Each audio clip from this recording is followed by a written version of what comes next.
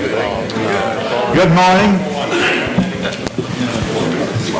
Welcome to the April board workshop, where we hear reports from our committee chairman, in most cases, sometimes visitors. But we'll welcome you all here today, and we'll get right into our agenda.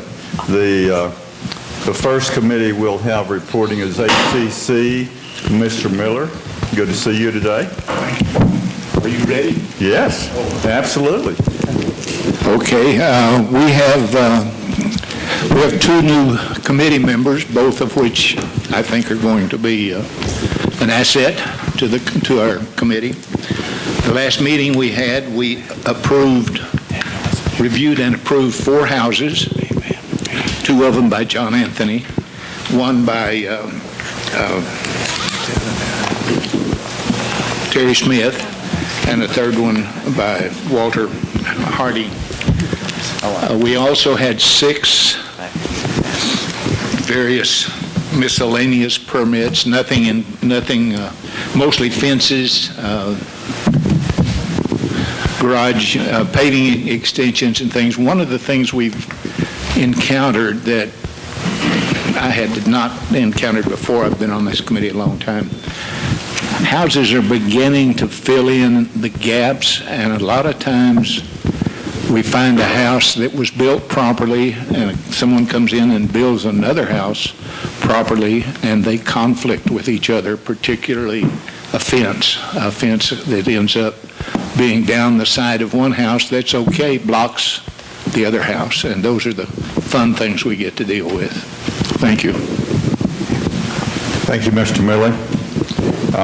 Let's now go to the bylaws committee. Please. Question. I beg your pardon? I have a question of... Okay, go right ahead. That situation you just described, Jim, about the 2 houses, yes, that can also create drainage issues. Oh, absolutely. Absolutely. And it's fun.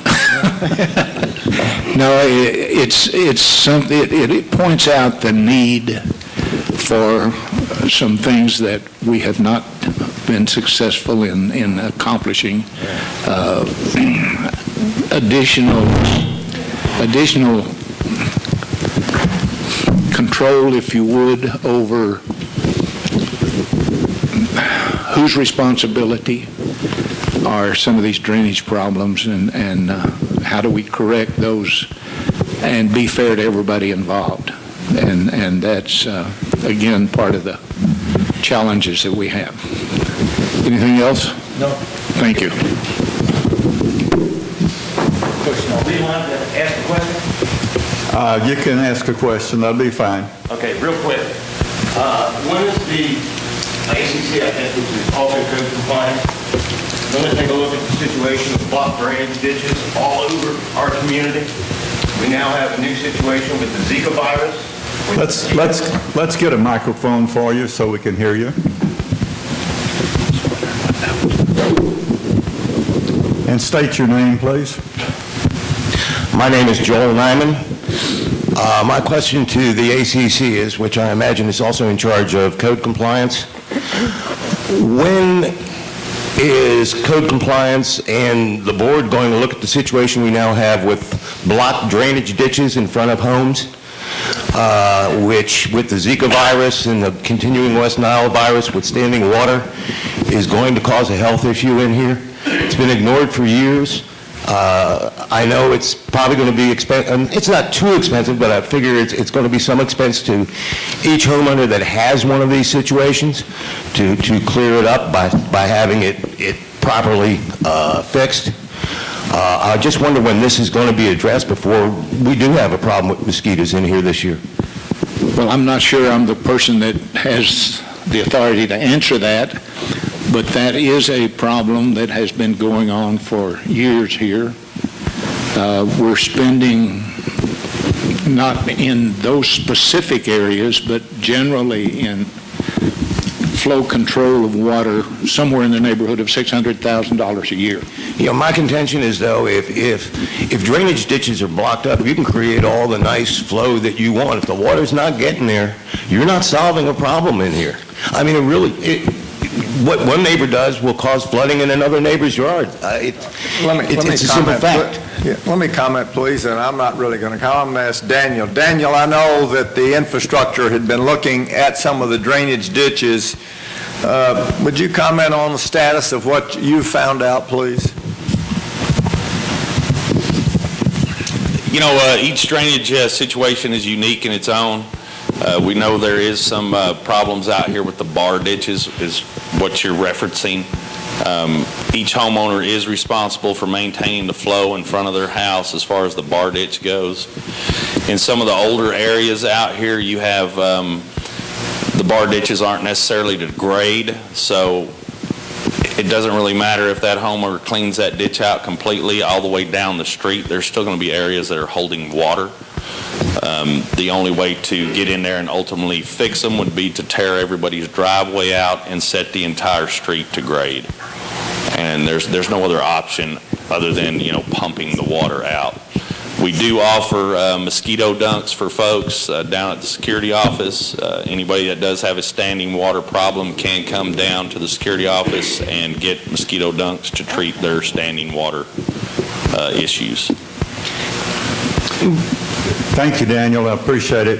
Mr. Diamond, I would suggest that you visit with the Infrastructure Committee and address these items at that committee meeting. Thank you very much. I appreciate your comments this morning. Thank you for transferring that from us. Well, we have in the past, and I think we will continue to encourage all the homeowners to clear the grass and the rocks away from their drainage ditches. We've tried to handle that a lot with publicity. Other than that, I think if neighbors notice that there's standing water, they could notify infrastructure if it continues to be a continuing problem. That's the only thing that we've been able to do so far.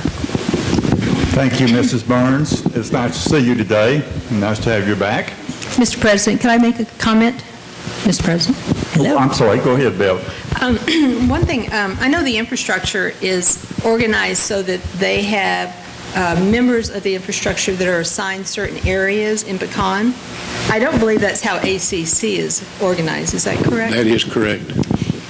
Would it be something for ACC to consider because you have, how many members do you have of your committee? I think there's 9, 10. And maybe do something similar that infrastructure has done so that there is a section that each of your ACC members would be assigned to, so they could maybe work with the homeowners in that area that are having problems, make them aware, like Daniel said, that we do have things at security to help them with mosquitoes? That's a good idea, except that is not something that's inside our charge by our resolution. That's not something that we... It's not under other jobs as assigned. Always worked for me. You're pushing it.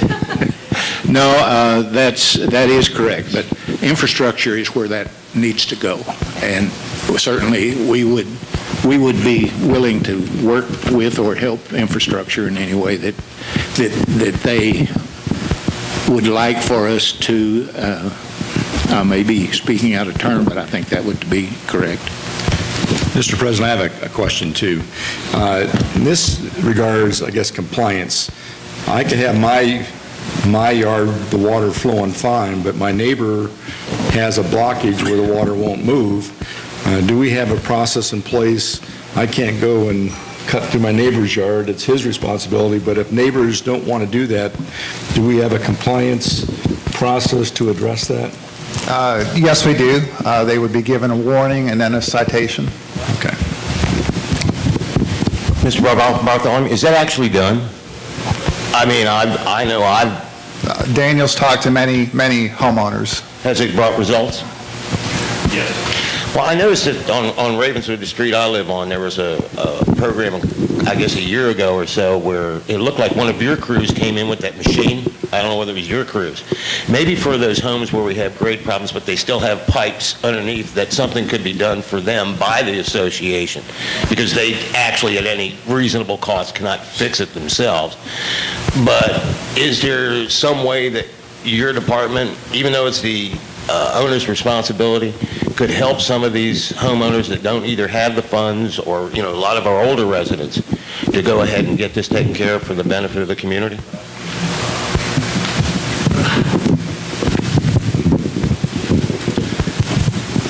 We typically don't get involved in the drainage ditches in front of homes unless it's creating a problem downstream for somebody and they're not capable or willing to clean out that ditch.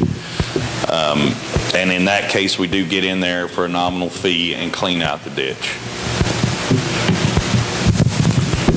Thank you, Daniel. The way we've kind of handled that in the past is in about 2 months it quits raining. That's true. Thank you. Thank you, Daniel. And Mr. Nyman, thank you for your comments. I would encourage you to visit the Infrastructure Committee and bring up some of these issues with them. Next on our agenda, we have the Bylaws Committee. Mr. Maurer is here today representing that committee as committee chairman. Mr. Maurer. Thank you, Mr. President. The Bylaws Committee met at their regular time. The agenda included the election of secretary for the Bylaws Committee. Mr. Tom Bazone was elected secretary. He was secretary last year. And the Bylaws Committee spent a few minutes reviewing the specific article in the bylaws that required the establishment of the Bylaws Committee and delineated what the duties would be.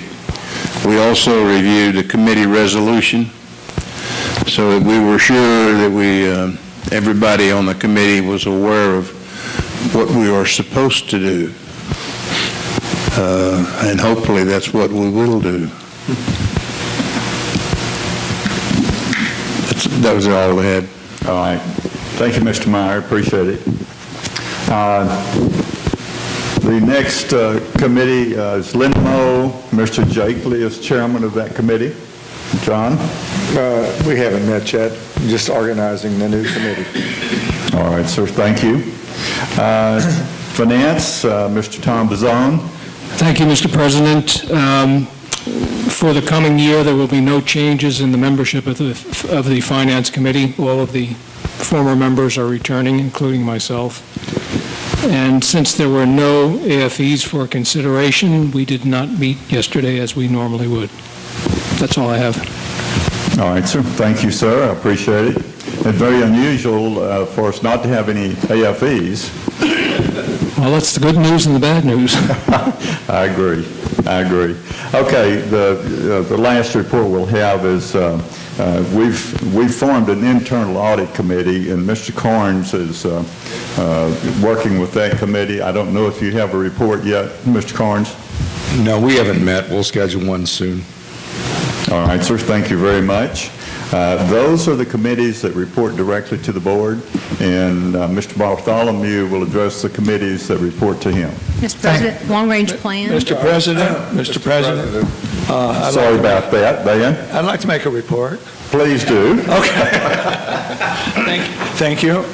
The long-range planning committee is going to be expanded by 2 at-large members this year, and all the incumbents are coming back in addition to those. We are going to have a change of 2 board representatives replacing 2 other board representatives. So we've got a pretty substantial size committee. It's about 13 altogether. In addition to the 2 staff members, Mr. Bartholomew and Ms. Shevsky also. We've achieved a major goal in that we have completed our our annual report, and it's in the process of being bound now, and it will be distributed to the Board of Directors and also to all the committee members. And the report will be made available on the PPOA website so that the entire membership will have an opportunity to review that as well. So that's always an annual achievement to complete this report. So that completes my report. Thank you, Mr. Christ. I apologize for not recognizing you. I know y'all work hard all year long to culminate in that report that's made to the members. We appreciate the work very much. Mr. Bartholomew. Thank you, Mr. President. Let's go to infrastructure and Sam Watts. Thank you.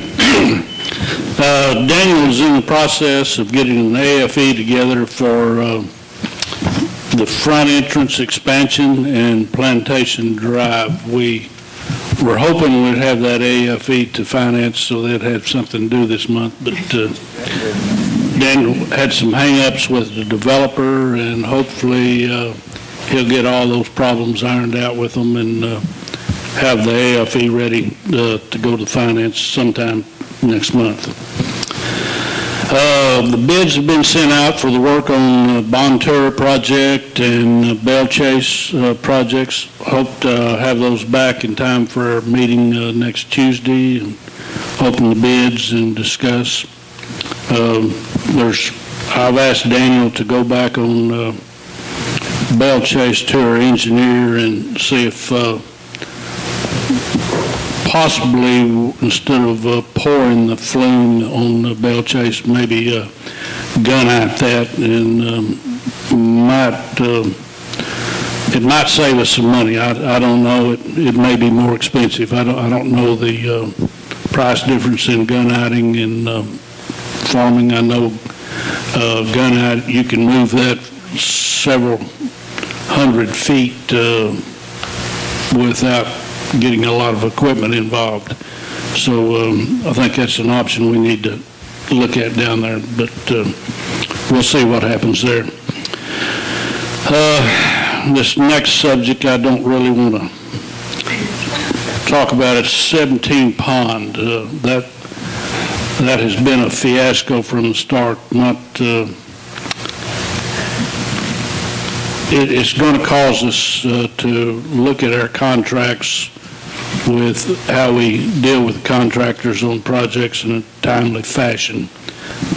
Granted, we've had about 20 inches of rain since that project started, and it's all in drainage ditches and around the pond. I think the pond has overflowed, 4 or 5 times since we started that project, so it has not been an easy project for the contractor, but there's some other problems with the contractor having equipment available and manpower available when it's needed. But they did make the final pour yesterday on the spillway.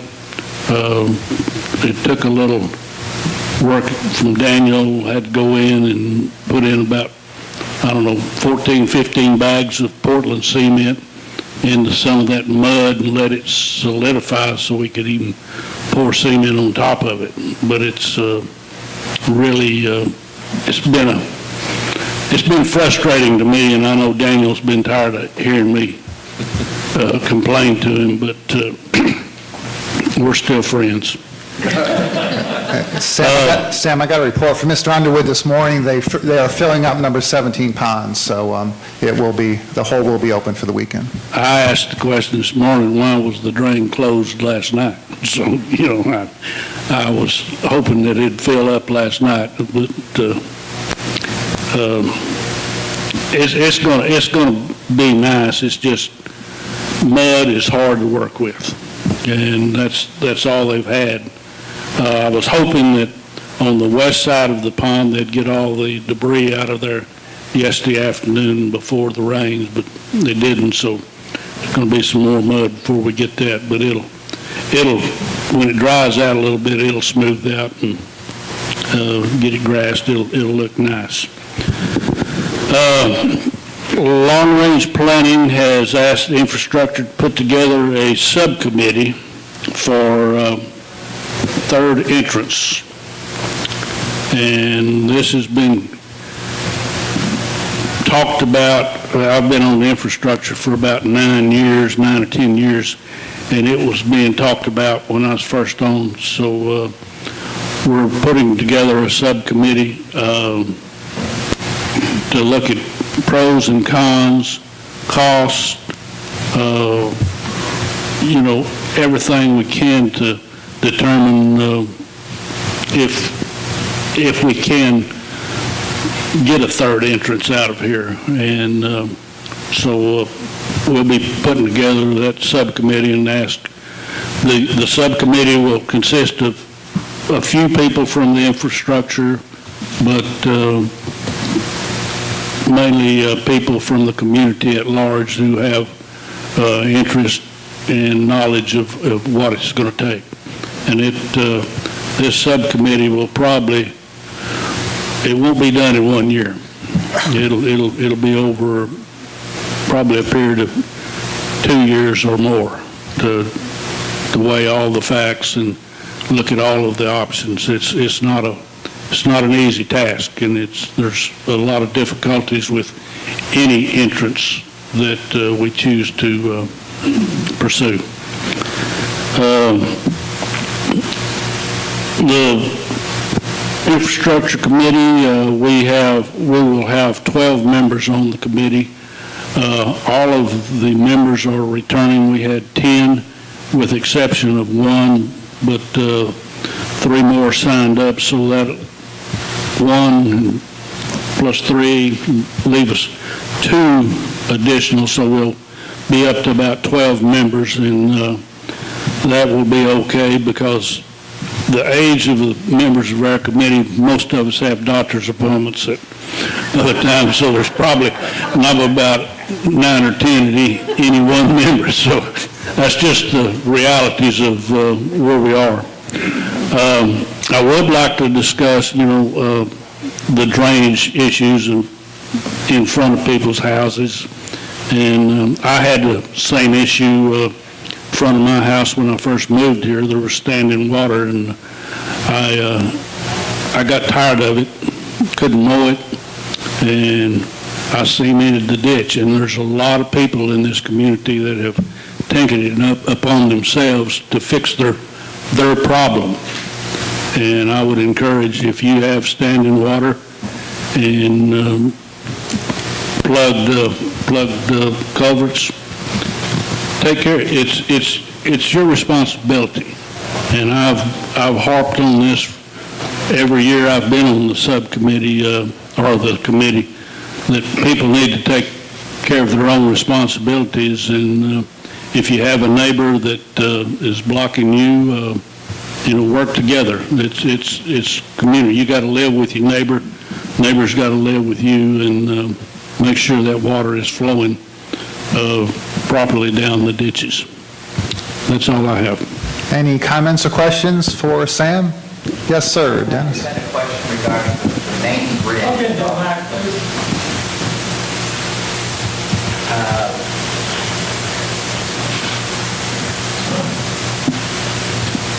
Should be on already.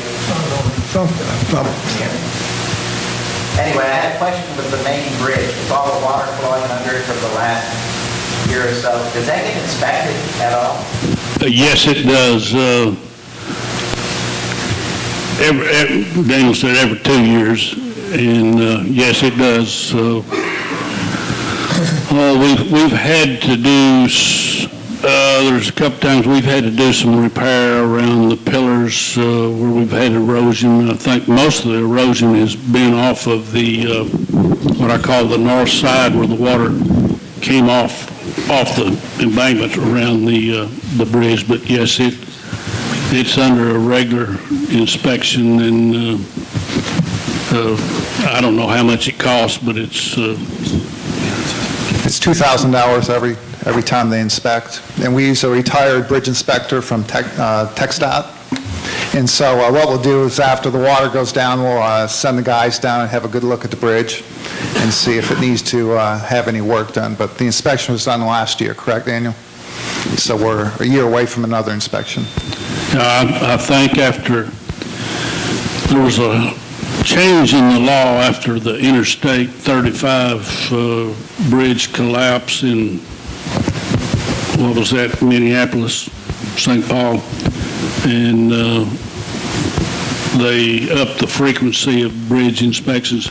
Now, Texas had already was doing a pretty good job on bridge inspections, and there's a lot of bridges in Texas that have to be inspected, but Daniel, and I was going to ask, when was the last time it was inspected? Last year. Last year, so if there's no problems with it, we usually don't hear about it, so, but it is inspected. Do you have a question, Dr. Cameron? Yes, I wonder if we are in the, with respect to those drainage problems, are we reacting to complaints, or do we have any method for, through our various patrols or staff folks, identifying problems before or even as they're developing so we can get ahead of it? How does that work? We, on a yearly basis, we have members that are assigned to different areas of Pecan. I think Bill brought that up a while ago, areas. And they look at the drainage ditches, the culverts, and we have on each year have a checklist that they will put, identify a problem. And now, whether Daniel has the manpower or money to do it, we can't do all of them. There is a lot of them. But a lot of problems exist where culverts, people have, I would say it's more intentionally done than, well, that's not fair. Lack of maintenance on their ditches have caused a lot of silt to wash into the ditches, and then grass over, and then the culvert is either totally plugged or 3/4 plugged or whatever. And we make a note of those. And some Daniel has to go in and help them, but we need help from the community too.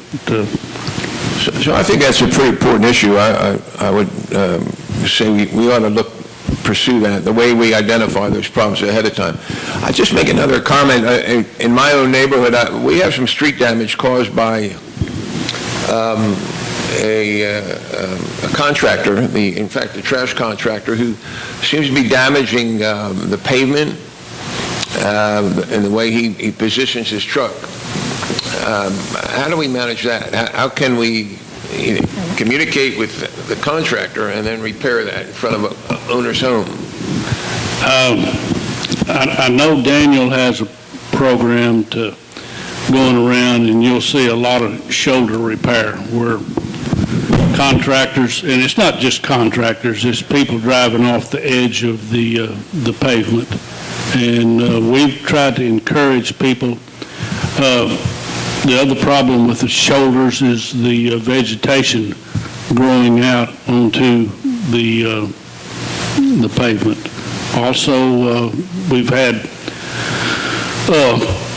people with water sprinklers sprinkling the streets, and we've put blurbs in the columns and trying to get people to not water the streets. And I know that's another issue, but for specific damage to our streets that have been done by our contractors, who's responsible for repairing in front of a neighbor's home? Contractor. Contractor is, if you can prove that the contractor did. And what's the process for getting that done? Generally through Daniel, we'd get the report. from the original contractor that's doing the work or a neighbor, and then we would call a contractor and make them fix it. And we've done it many times. Correct, Daniel? Yes.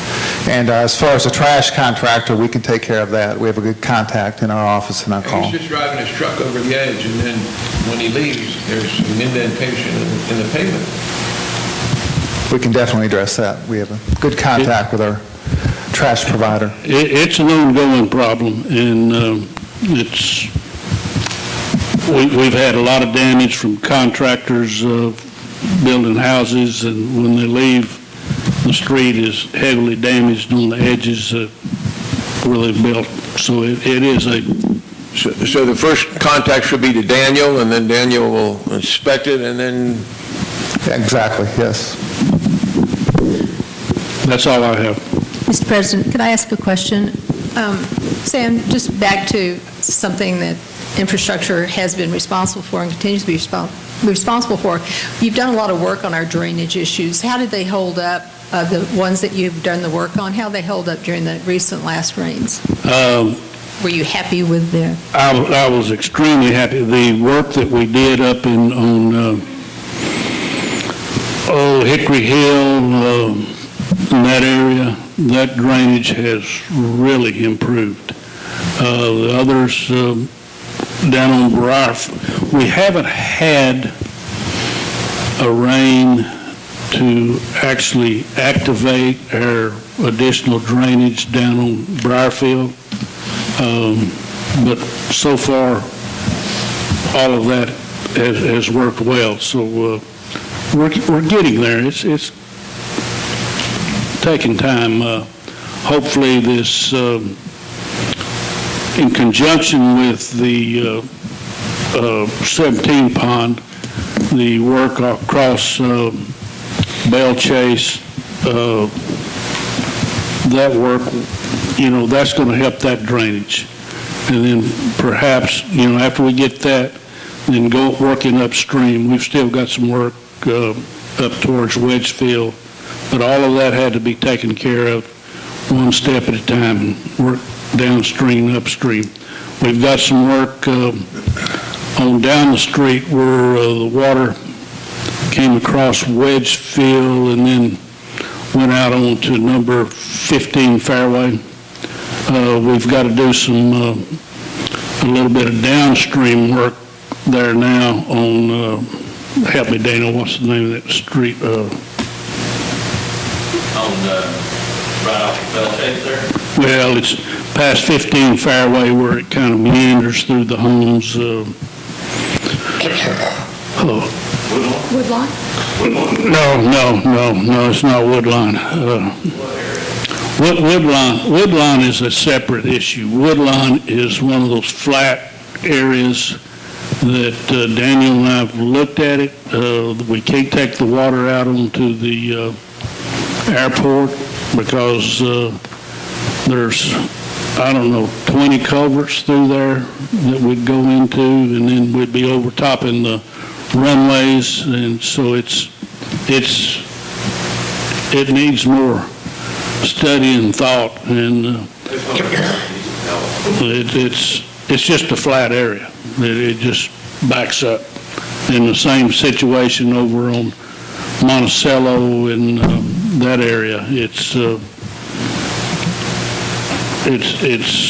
almost impossible to get that water out of there because it has no place to go. Yeah, so it's each situation in here, and when you've got 3,000 homeowners, and we're a city, and there's a lot of issues, and there will always be a lot of issues. Any other comments or questions for Sam? Thank you, Sam. We appreciate that. On to safety and security with our new chair, Gordon Johnson. And Ty, would you be providing assistance, or okay? Well, like you said, I'm the new chair. That was a surprise to me, but that's just fine. I'm grateful that we had Bobby Brownlee and Dave Leverton serving on that committee for several years. We are in the process now of trying to fill 2 vacancies we will probably add a third person so that we would have 9 board members instead of 8. And we are in the process of interviewing people right now and talking with them about their interest in serving. We've had several issues that have come to us that we feel that I feel that the board handled very well previously to this. Some of them have involved the speeding issue, and we went through that. We've talked about that and decided that we were going to maintain what we currently have in terms of the guidance from the committee to the board concerning the speed limits that we have around the plantation. We're interested in seeing that there would be perhaps some more signs that would be placed in areas where the speed limit is 25, although we recognize the fact that when you enter the front gate that it does say that the speed limit is 25 unless otherwise posted. But it might be helpful to have a couple of other signs posted in these areas that have been in recent times the areas where people have been speeding, and not necessarily doing so intentionally, but haven't yet adjusted to the fact that they've left their home and gotten off one area where it's 35 to go where it's 25. We also have a couple of issues that we will continue to discuss, and one of those is the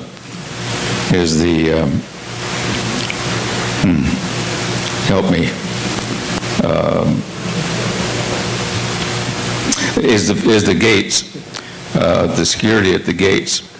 And we're not really sure yet what we're going to be recommending as far as that's concerned. It's a discussion that will continue to go on.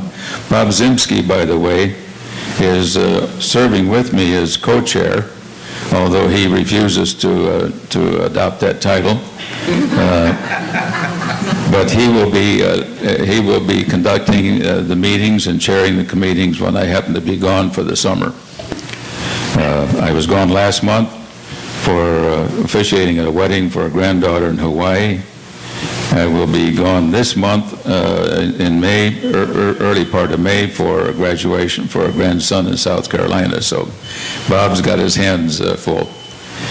But I appreciate the fact we've had good relationship with Ty, and we've had an open discussion with people who choose to come in to discuss the fact that they feel like they might have been wronged in receiving a citation. But we've watched the citations go down from November 150 to December 120 to last month I think it was about 50. So maybe the fact that people have been ticketed has made people realize that this is not a speed zone. I'm amused by being new to next door Pecan that there are some people who like to let people know where the speed traps are. And I think that's probably good, because then it makes people slow down.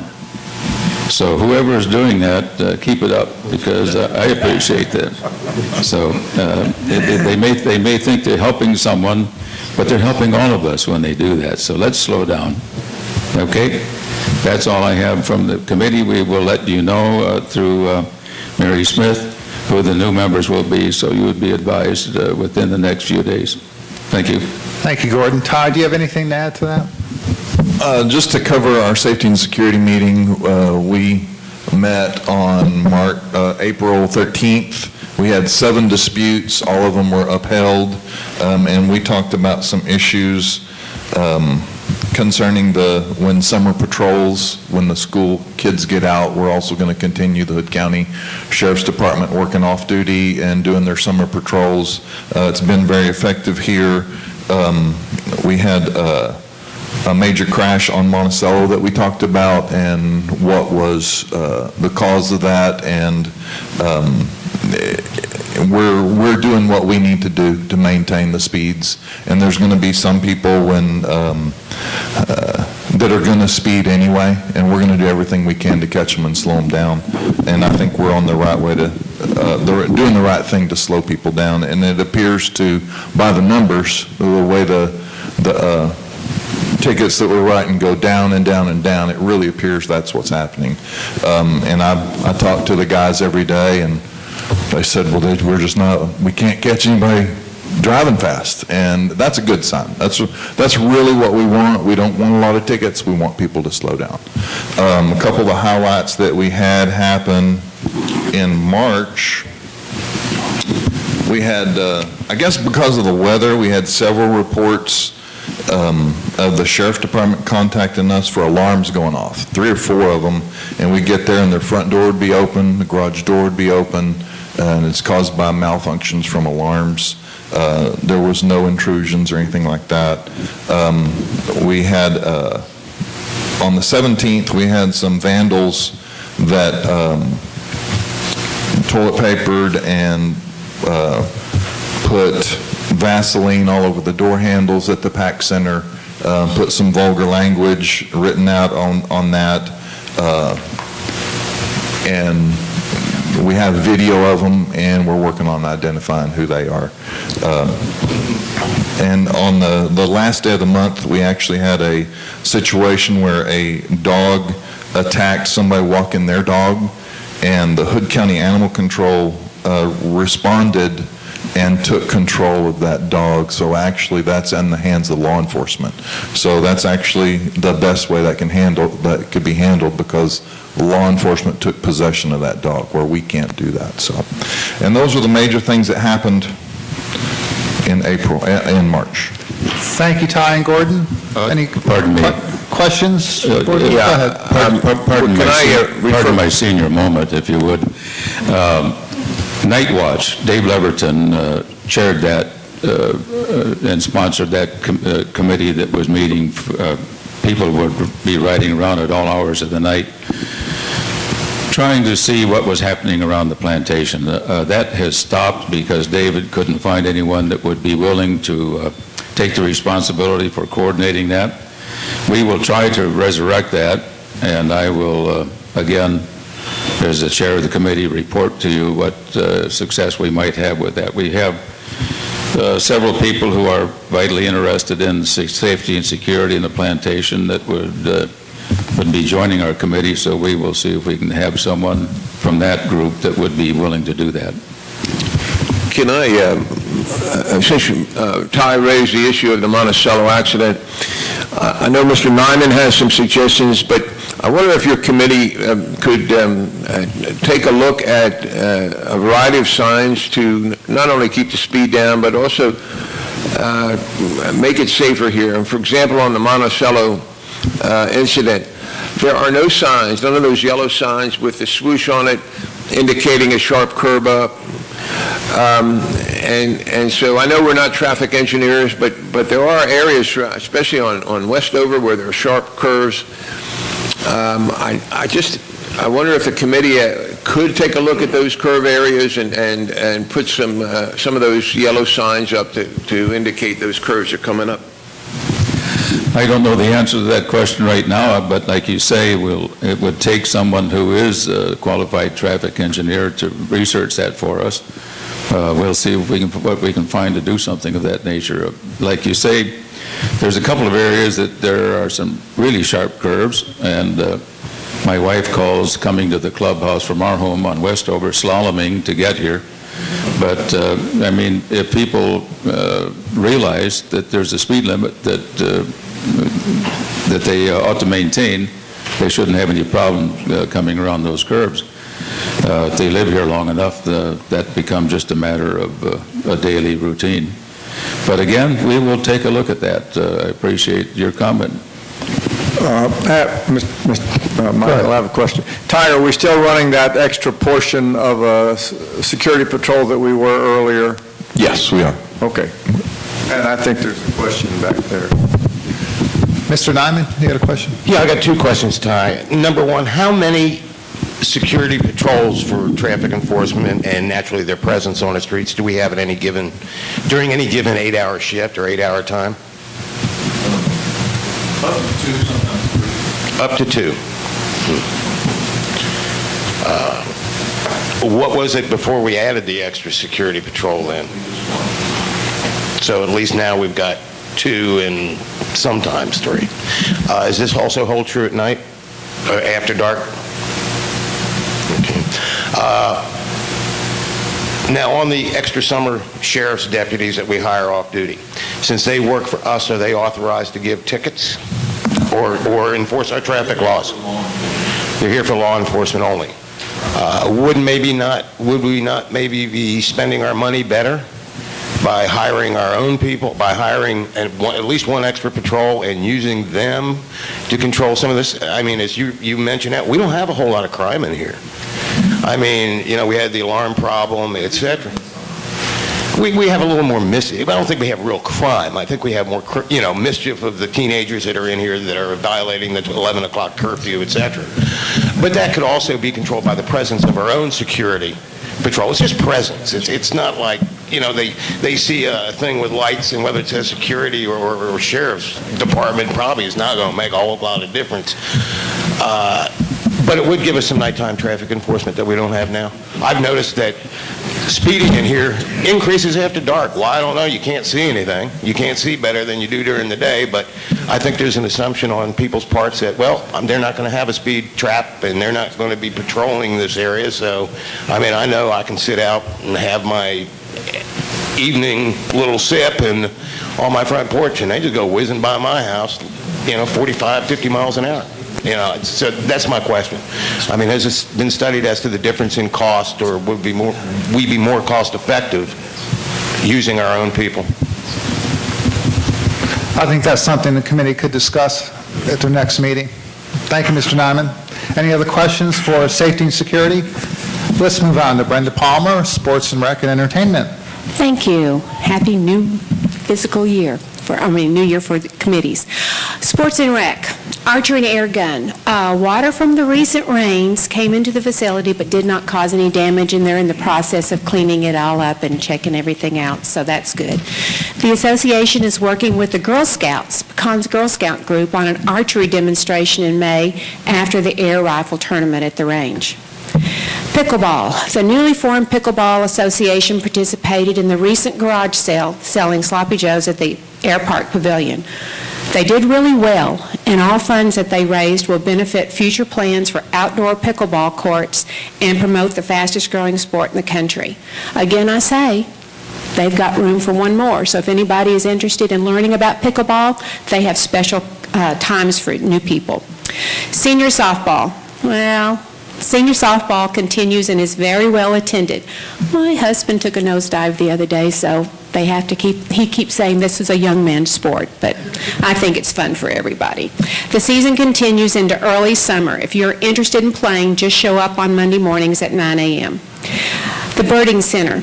It took on a lot of rain, but it was so well built. It stood up, withstood the rain and all the flooding and everything. The Brazos River Sportsman's Club had been busy cleaning it up and getting everything back in order.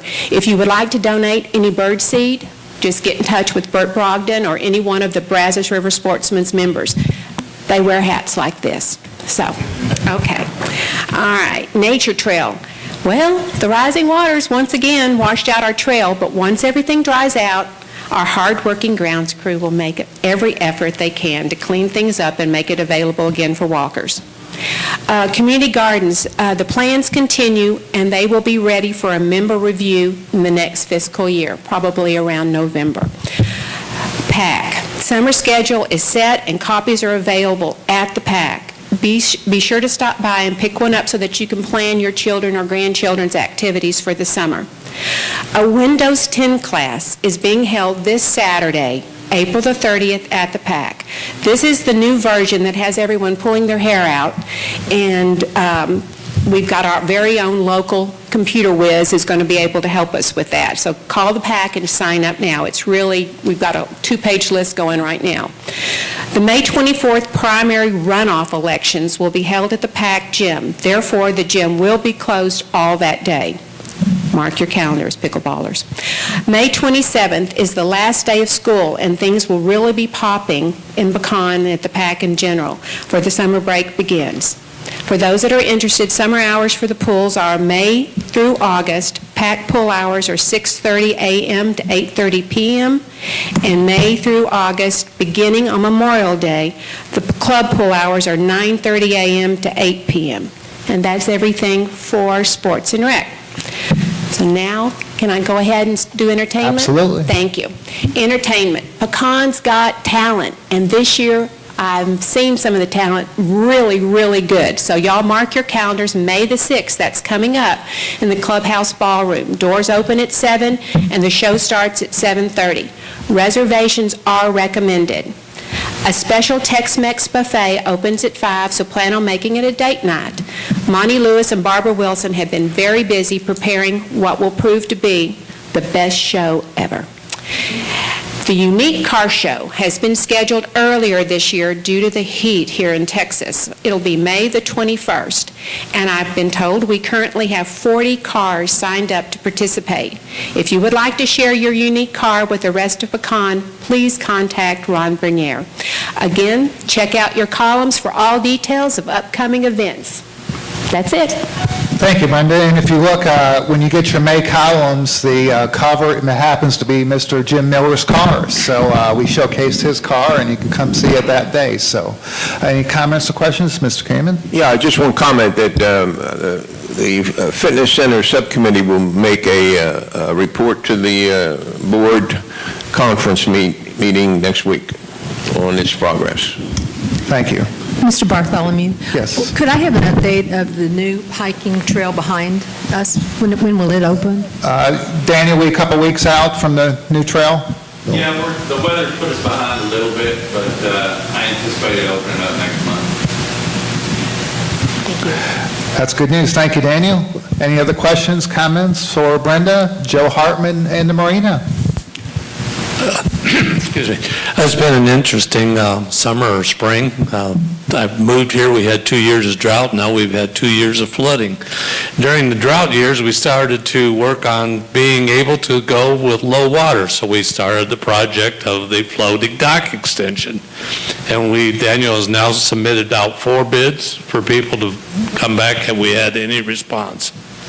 Just sent you an email this morning, just floating docks Cranberry. Oh, okay, we've had 1 bid returned. Okay, good. That's a good start anyway.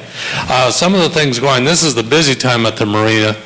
We have many projects ongoing. The meeting on the 10th of May is going to be an organizational meeting where we try to break up some of these different activities into small groups and not have them tied to a particular day.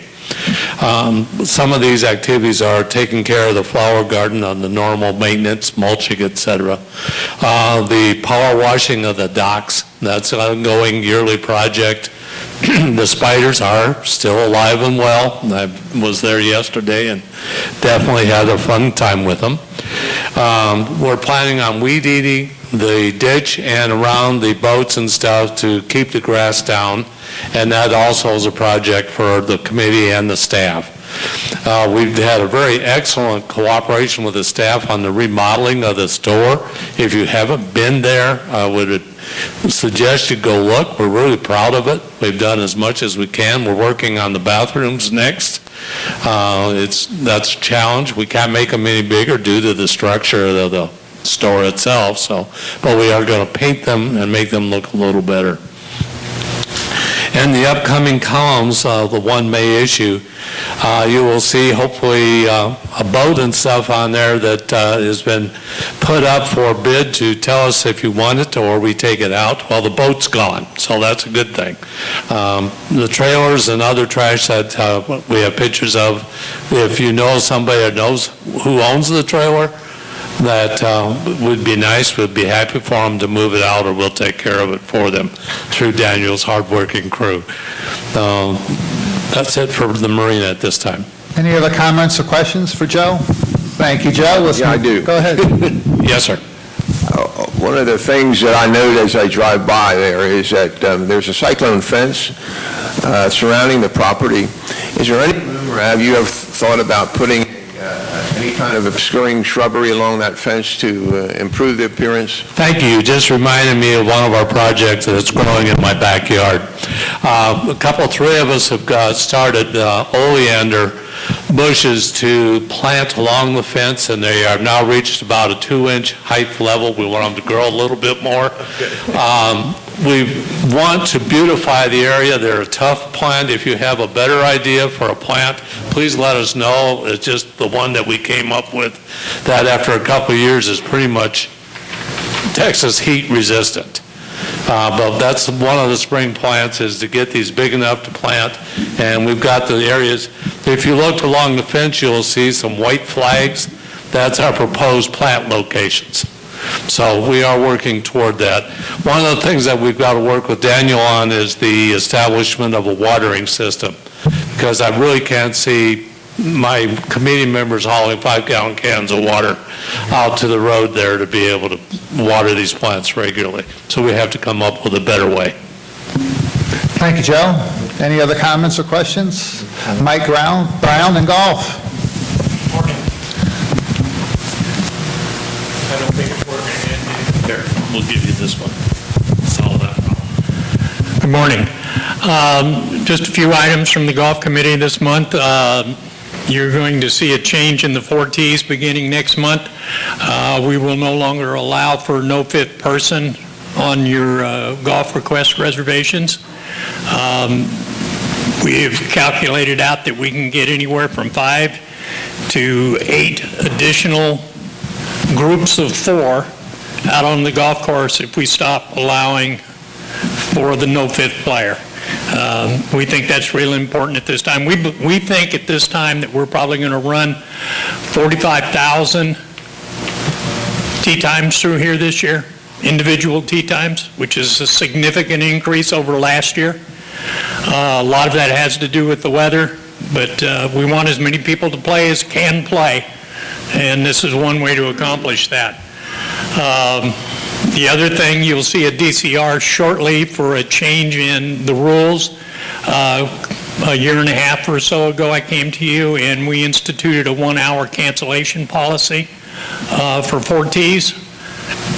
We would like to change that to a 2-hour cancellation policy. We think that'll make it easier for some late signups to get in and play some golf. The next item, most of you probably know that Michael Underwood and his crew have been working on the tee boxes at number 7, building new black and blue tee boxes a little further to the left than where the old ones were. This is in compliance with the master plan that was established. Those should be open, the blues this week, and the black tee box should be open next weekend. The Guys and Dolls golf tournament is this weekend, and we have 52 couples signed up from that. That's an increase of about 10% over last year.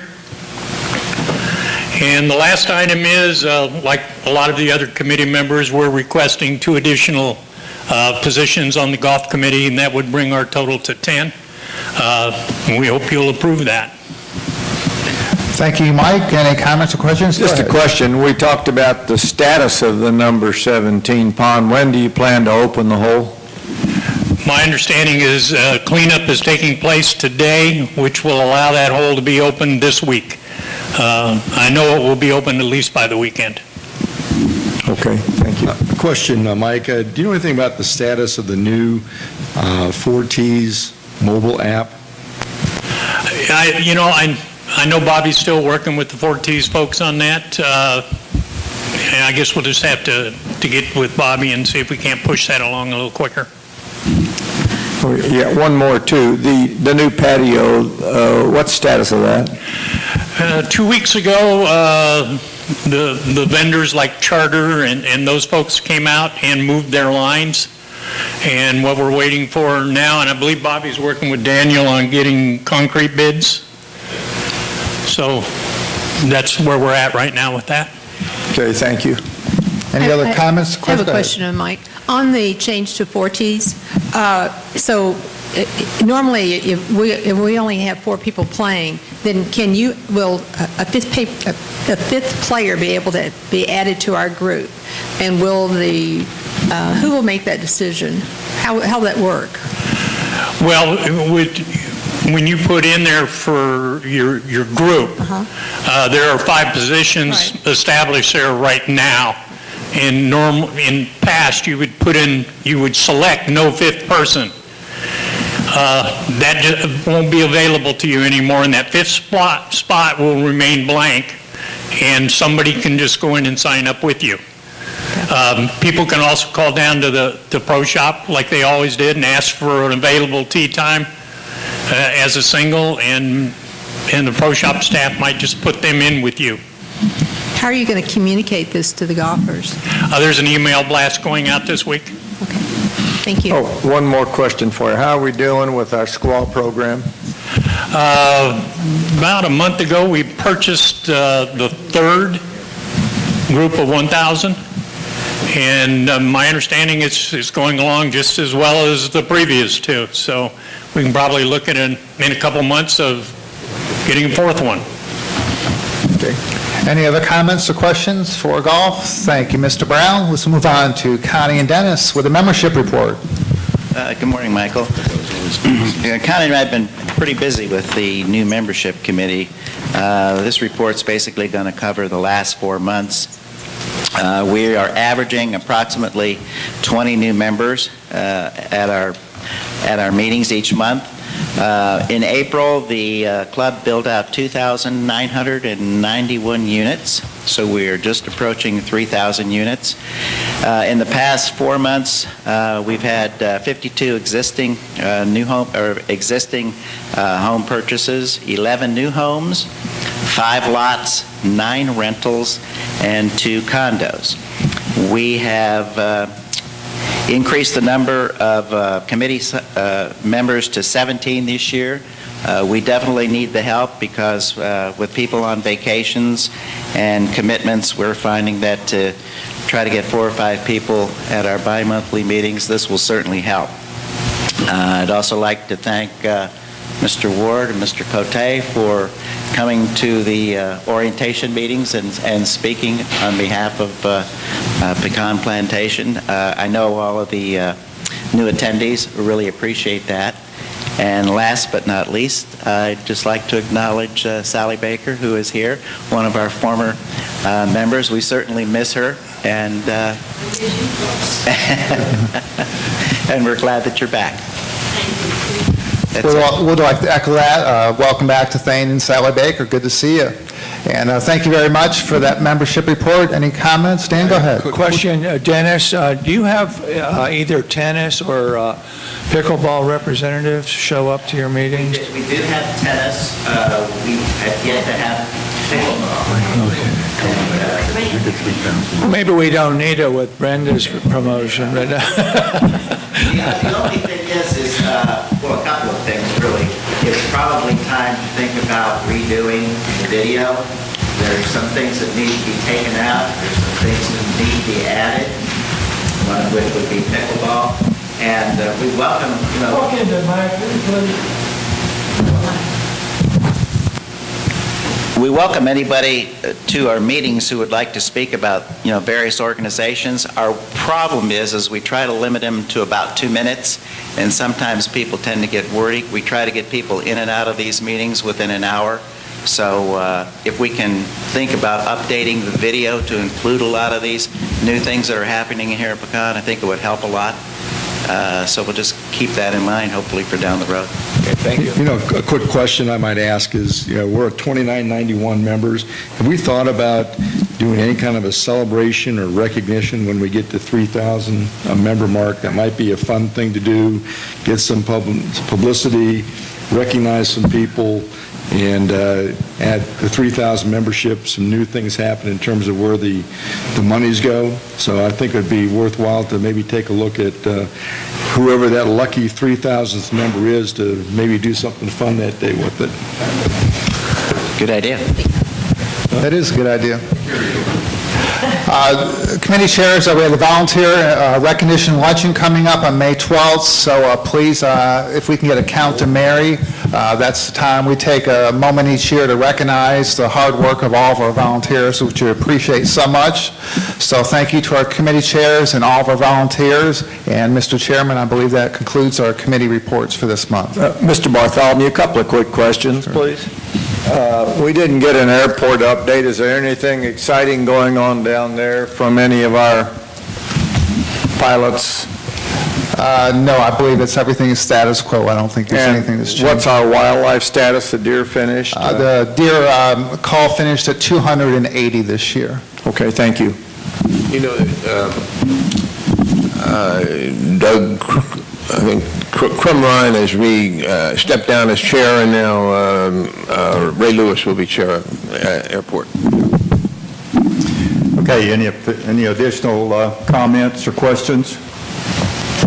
Okay, the meeting is adjourned.